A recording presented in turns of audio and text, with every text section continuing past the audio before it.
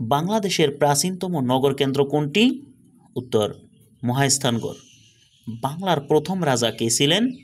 রাজা শশাঙ্ক। মুসলিম শাসন আমলে রাজভাষা ছিল ফার্সি। দিল্লির সিংহাসনে আরোহণকারী প্রথম মুসলিম নারী সুলতানা রাজিয়া কার কন্যা ছিলেন? শামসুদ্দিন ইলতুৎমিশের। বাগেরহাটের মিঠাপুকুর কে খনন করেন? সুলতান নুসরত শাহ। বাংলা সাহিত্যের পৃষ্ঠপোষকতার জন্য বিখ্যাত শাসক আলাউদ্দিন হোসেন শাহ। পানিপথের তৃতীয় যুদ্ধ সংঘটিত হয়েছিল কোন বছর?